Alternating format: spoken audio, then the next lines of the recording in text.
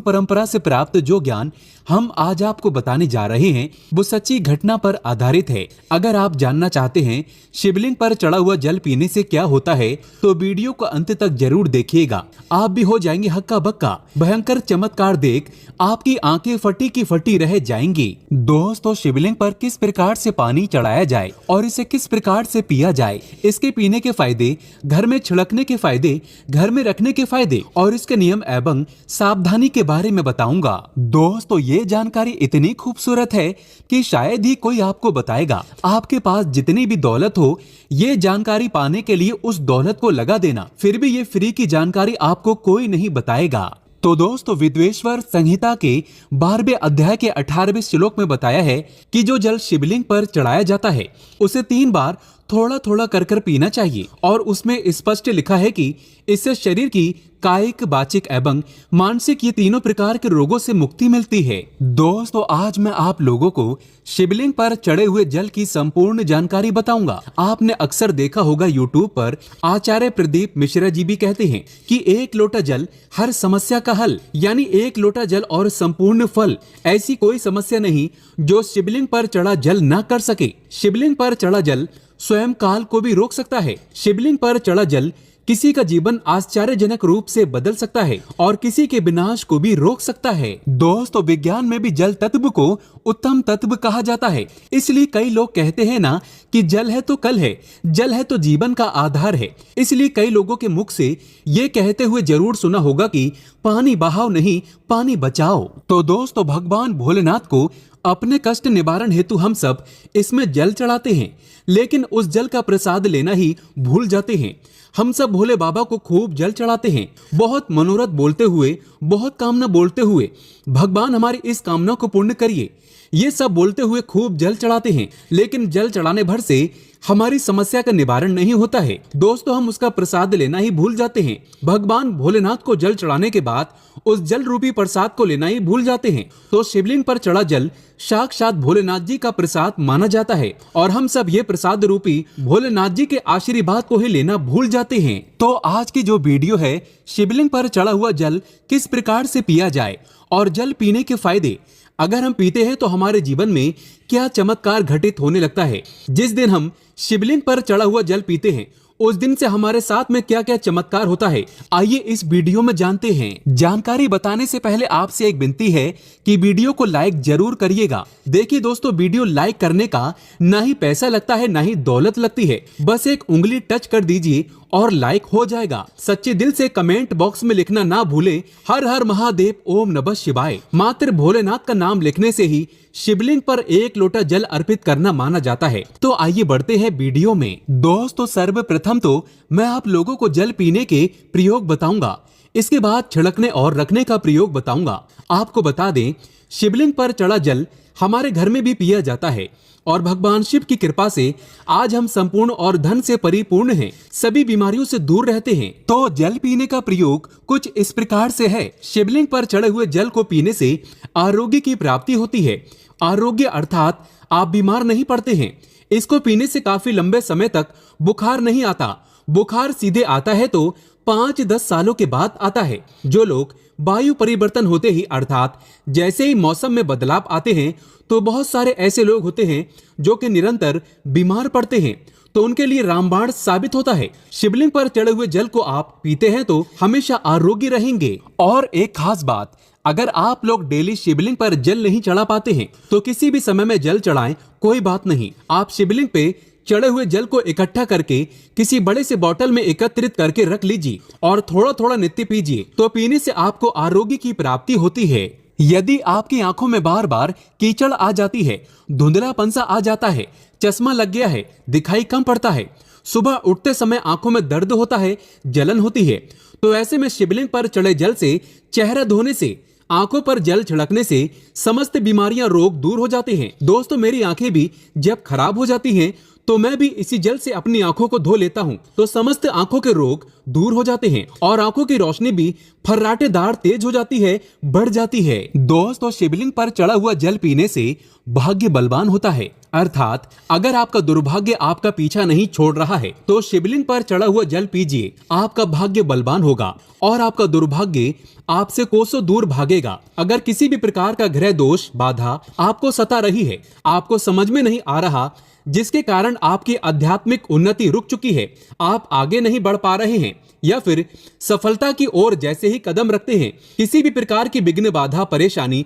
आपके जीवन में आ जाती है, तो ये सब नवग्रह के कारण होता है और अपने पूर्वकृत कुछ कर्मों के कारण होता है। तो ग्रह दोष एवं समस्त प्रकार की बाधा से बचने के लिए शिवलिंग पर चढ़े हुए जल को नित्य पीजिए। आपकी कैसी भी ग्रह नक्षत्र की पीड़ा आपको सता रही है, वो जड़ से समाप्त हो जाएगी। दोस्तों, शिवलिंग पर चढ़ा हुआ जल पीने से शरीर का पुनः कायाकल्प होता है। अर्थात जैसे कि आपके शरीर में बुढ़ापा आ चुका है, आपके शरीर में ताकत नहीं बनती, आपके शरीर में जोश नहीं है, आपके शरीर में वो पुनः शक्ति नहीं है जो कि पहले थी।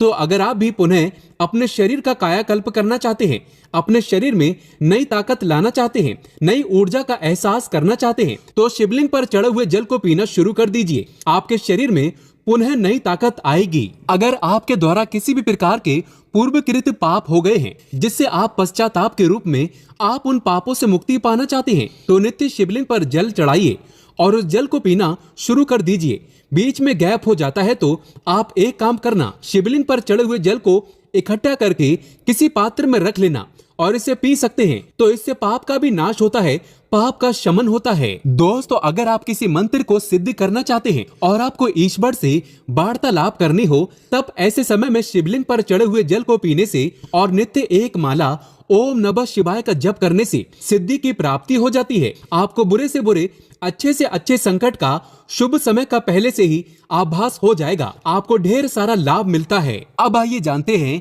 कि शिवलिंग पर चढ़े हुए जल को घर में छिड़कने से क्या होता है, ये जानना भी है जरूरी। तो शिवलिंग पर चढ़े हुए जल को घर में छिड़कते हैं तो घर से गरीबी, दरिद्रता, दुख, दोष, शोक, इन सब का नाश होता है। लंबे समय से गरीबी से परेशान है, घर में दरिद्रता छोड़ ही नहीं रही है, घर में दुख है, घर में शोक है, इन सब का नाश शिवलिंग पर चढ़े हुए जल को घर में छिड़कने से हो जाता है। दोस्तों, अगर आप चाहते हैं कि आपके घर में स्थायी लक्ष्मी का वास हमेशा बना रहे, तो नित्य पूजा करने के बाद घर में शिवलिंग पर चढ़े हुए जल का पानी जरूर छिड़कें और इसी के साथ आपको धूप का धुआं जरूर दिखाना है, लोबान का धुआं दिखाना है। तो इससे आपके घर में स्थायी लक्ष्मी का वास हमेशा बना रहता है और अन्नपूर्णा का भंडार भरा रहता है। दोस्तों, शिवलिंग पर चढ़े हुए जल का पानी घर में छिड़कने से घर तीर्थ जैसा पवित्र हो जाता है। घर में रहने वाले सभी लोगों का जो आचार होता है, व्यवहार होता है, बहुत ही सुंदर होता है। सोचने समझने की क्षमता भी और लोगों की तुलना में 1000 गुना ज्यादा वृद्धि होती है, बढ़ती जाती है और आपके घर में हमेशा एकता बनी रहती है। किसी भी प्रकार की लड़ाई झगड़ा आपके घर में कभी नहीं होता है। दोस्तों, मैं ईश्वर की सौगंध खाता हूँ, जो लोग जरा सा भी इस्माइल फैमिली चैनल पर भरोसा रखते हैं, विश्वास रखते हैं, तो आप नित्य शिवलिंग पर चढ़े हुए पानी का छिड़काव करें। आपके घर का वातावरण पवित्र रहेगा और शिवलिंग पर चढ़ा हुआ पानी जिस घर में छिड़का जाता है वो घर तीर्थ जैसा हो जाता है। उस घर में साक्षात लक्ष्मी नारायण वास करते हैं। समस्त तीर्थ एवं देवी देवता गण वहां पर वास करते हैं और आपके घर में सुख शांति का हमेशा वास बना रहता है। घर का वास्तु दोष समाप्त हो जाता है शिवलिंग पर चढ़े हुए जल को छिड़कने से। यदि अगर आपको लगता है कि आपके घर में धन नहीं रुकता है या फिर आपके घर में नाना प्रकार के भयंकर दोष, पितृदोष, नजर दोष, शनि दोष, काल सर्प दोष, मंगल दोष होना शुरू हो चुके हैं, जैसे अचानक से घर में आग लग जाना, कई प्रकार की ऐसी जो क्रियाएं हैं जो घर में वास्तु दोष लगने के कारण होती हैं, तो घर में जितना जल्दी हो सके, चाहे कुछ भी हो जाए, आग लगे सारे उपायों को, तब आप बिना देरी करे शिवलिंग पर चढ़े हुए जल को छिड़कना शुरू कर दीजिए। घर के सारे वास्तु दोष अपने आप समाप्त हो जाएंगे। दोस्तों, ये सभी दोष घर में तब उत्पन्न होते हैं जब घर में काल का वास हो जाता है और जो महाकाल का भक्त हो तो काल भी उसका क्या करेगा। जिस घर में शिवलिंग पर चढ़ा जल का छिड़काव होता है उस घर से काल भी जाने से थर थर कांपता है, उसमें प्रवेश भी नहीं करता, क्योंकि साक्षात उस घर की रक्षा स्वयं शिव के गण करते हैं।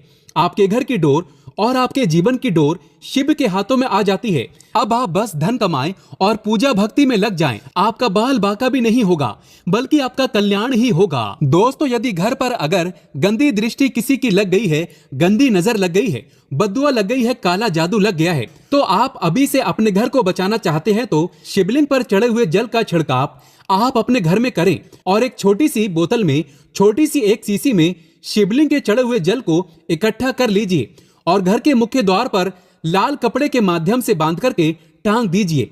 तो आपके घर में किसी भी व्यक्ति को किसी की हाय बद्दुआ एवं बुरी नजर नहीं लगेगी। अब आइए इस वीडियो में जानते हैं कि शिवलिंग पर चढ़े हुए जल को घर में रखने से क्या क्या फायदा मिलता है। तो आइए जानते हैं। देखिए, इसे उत्तर और पूर्व दिशा में रखने से या घर के द्वार पर रखने से सदा आपके घर में सुख शांति का वास बना रहता है। पूजा रूम में रखने से या एक बूंद रोज नित्य पीने से आपकी आध्यात्मिक उन्नति होगी। शिवलिंग पर चढ़ा पानी जमीन के अंदर, ध्यान से सुनिएगा, शिवलिंग पर चढ़ा पानी जमीन के अंदर चांदी के बेलपत्र के साथ दबा करके एक तांबे के लोटे में रखने से ऊपर से आप जो है सफेद कलर के कपड़े से इन चीजों को बांध दीजिए और इसे 1 फीट अर्थात 1 हाथ के आसपास नीचे दबा करके रखते हैं तो आपके घर में कभी अकाल मृत्यु नहीं होगी। यदि कोई रोगी है तो उसे शिवलिंग पर चढ़े हुए जल से नहाने से, उनका नहाने वाला जो पानी है उसमें 2 बूंद डाल करके स्नान कराने से उनको लाभ मिलेगा। कोढ़ भी धीरे धीरे खत्म हो जाएगा। अगर आपकी स्किन से